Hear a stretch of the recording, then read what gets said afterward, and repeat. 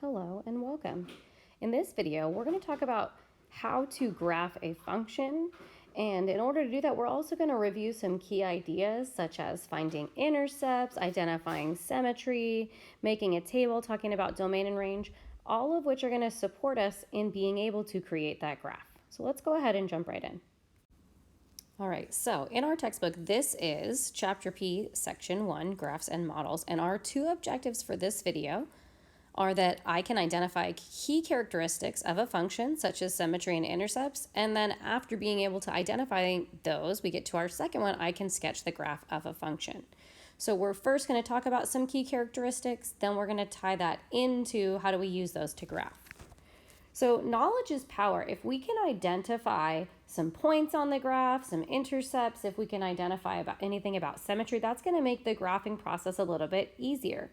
So the first thing we're going to talk about here are intercepts, which we learned a long time ago about in previous classes. So we know already that in order to find the y-intercept, what we're going to do is plug 0 in for x for our function, and then we're going to get the y value at which our function crosses the y-axis. So if we look at this example over here to the right, if we plug in 0 for x, so f of 0, we would get 0 cubed minus 4 times 0, or we would get that f of 0 is 0. So our y-intercept would be the point 0, 0.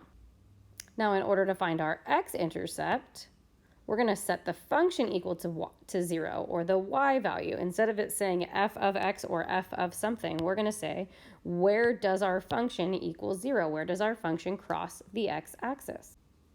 So 0 in this case is going to equal x cubed minus 4x. We can solve this by factoring. So first we can factor out the greatest common factor. In this case, that's x. Then we could either factor this difference of squares or simply set each component, each factor, equal to 0.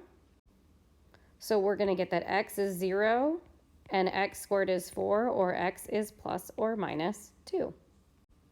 Let's go ahead and write these as coordinates. Since we're identifying these eventually so that we can graph, we already have 0, 0 as the y-intercept. It's also the x-intercept. But we also now have negative 2 and positive 2 as x-intercepts. So by doing a little simple algebra and evaluation, we actually just identified 3 points that we could graph if we were going to graph this function. And that's really helpful. And we didn't have to do too much work to find those 3 points. So before we move on to graphing, let's do a couple more practice problems on just finding those intercepts. So remember, to find the y-intercept, we're going to plug in 0 for x and write our point as 0, what we get when we plug in 0. To find our x-intercepts, we're going to plug in 0 for y, or 0 for our function, and we're going to see what we get for x, which x values make that true. So go ahead and pause the video and find the x and y-intercepts for both of these functions, and then unpause the video and see how you did. So hopefully you've had time to do that. What I've done now is found the y-intercept on both problems here by plugging in 0 for x. What you'll notice on number 2 is there are actually 2 separate y-intercepts. That's because if you recognize this graph, this is the graph of a circle, so it does make sense that it would in fact cross the y-axis 2 times. If you haven't already, go ahead and find the x-intercepts. Okay, on number 1, if we plug 0 in for our function, we get 0 equals x to the 4th minus x squared. And with a little factoring, we can find that x is equal to 0 or plus or minus 1, and then we can write those 3 points as our x-intercepts. On number 2, if we plug 0 in for y, we basically get the same exact math that we just did when we plugged 0 in for x, which makes sense again since this is a circle. So we're going to get 2 x-intercepts, negative 2, 0, and positive 2, 0. So a great thing to do when you're starting to work with a function that you're going to have to graph is just to find the intercepts, or to see if it is easy for us to find the intercepts. Another helpful characteristic to think about oftentimes is, are there any restrictions in our domain or range? And that's what we're going to talk about next. So let's just go over some quick reminders about domain and range. Domain being our x values, range being our y values.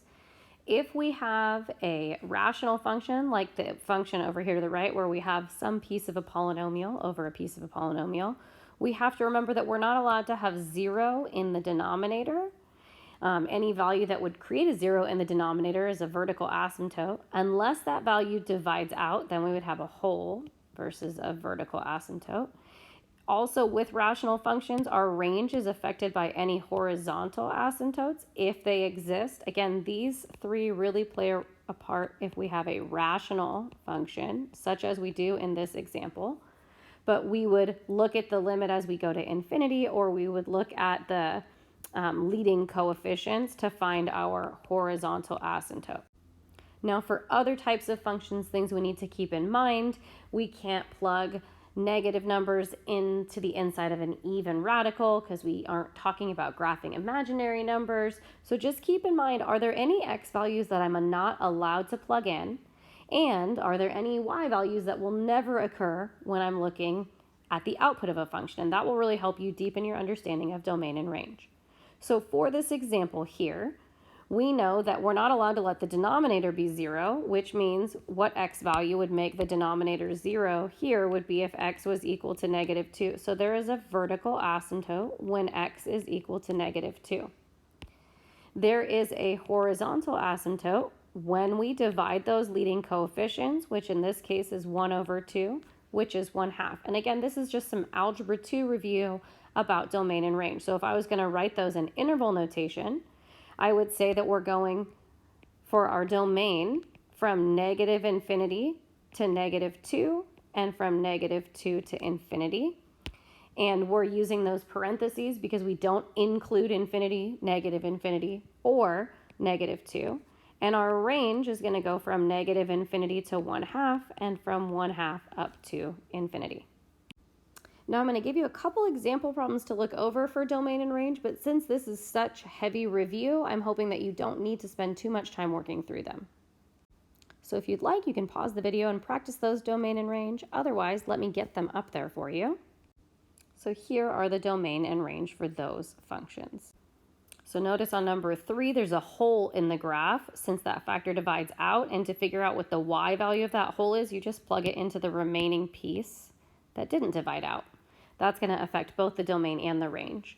On number 4, we can't have negative numbers inside a square root, so that's going to affect the domain since x has to be greater than or equal to 4, and the range because if x is equal to 4, y would be equal to 0, or h of x would be equal to 0. So now that we've spent a little bit of time reviewing domain and range, let's talk about symmetry. So let's take a minute to review how to test for symmetry and what symmetry looks like. A function is said to be even if it is symmetric about the y-axis, meaning if you folded it along the y-axis, everything on the left would line up with everything on the right. The way that you test for this is if you plug -x into your function for all of the x's, you end up simplifying to get the exact same function. For a function to be odd, it is symmetric about the origin. And what that means is if you take the opposite of x, you get the opposite of the entire function. So the way to test for this is to plug in x for -x, and then the output should be the exact opposite function. And that is symmetry about the origin. Lastly, and a lot less often in the types of functions we're going to be looking at, but we could have symmetry about the x-axis. And what that means is every point, if you take the opposite of x and the opposite of y, that point will also be on the graph. So here to test for that, you would plug in -y for y and simplify to see if you get the same function. So let's go ahead and look at a couple of examples on determining symmetry.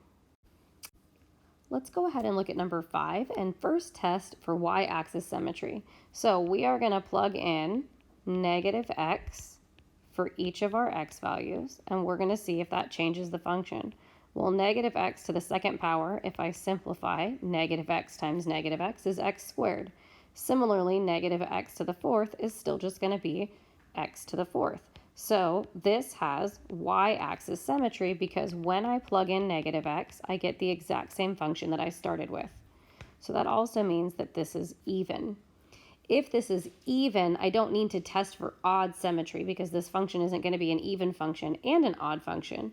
So the only other thing I could test for is to see if there is symmetry about the x-axis. So to do that, I'm going to plug in -y and simplify. Well, there's nothing to simplify when I plug in negative y. This is not the same as the original function.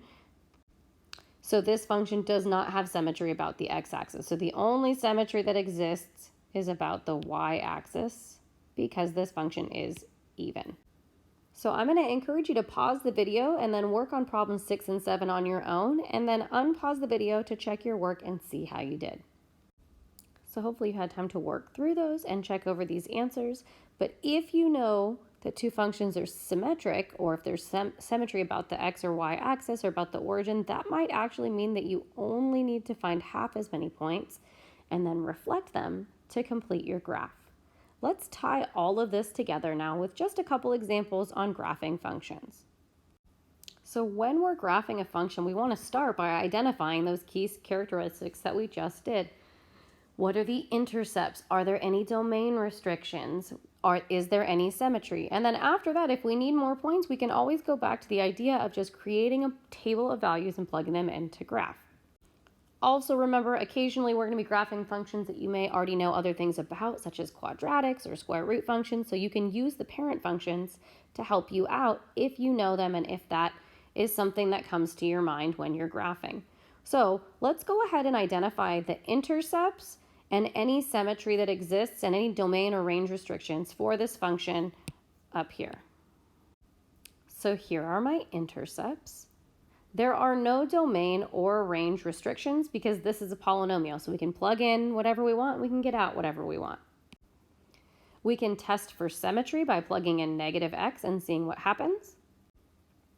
When we test for symmetry, we're going to get symmetry about the origin, which tells us for every point xy, we also have the point negative x, negative y.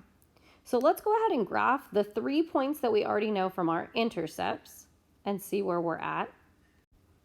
So to make this graph a little easier to look at, I'm going to space out my graph. So I'm going to let every 2 lines represent 1 unit. So I've graphed my 3 intercepts. In order to get the shape of this graph, I probably need a couple other points. To really fill out this shape, I'm going to look at what happens when I plug in 1/2 and what happens when I plug in 2 and see how that fills in what I'm missing for the shape of my graph. So based on the way I've scaled my graph, 2 6 isn't going to fit on there. 1/2 negative 3/8 will.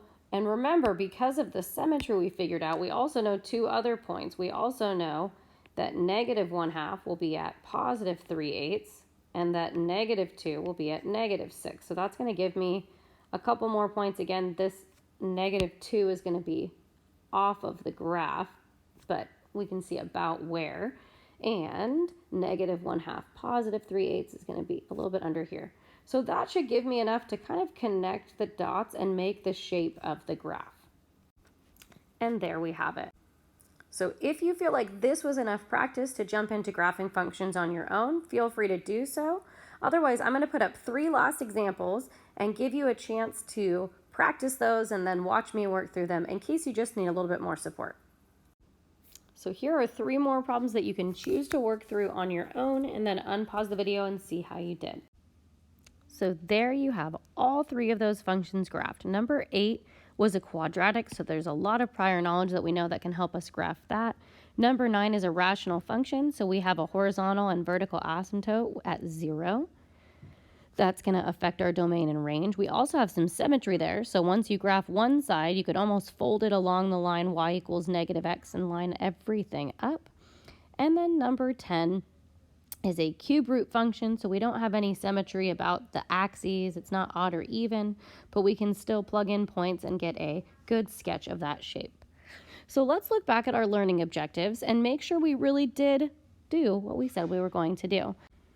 So we said in this video, we were going to learn how to identify key characteristics of a function such as symmetry and intercepts.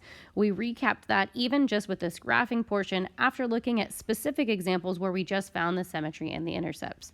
Then lastly, we sketched the graph of functions using those key characteristics and a table of values as necessary to help us round out our graph. So go ahead and write down any questions you have, and I look forward to supporting you on this. Thanks for listening.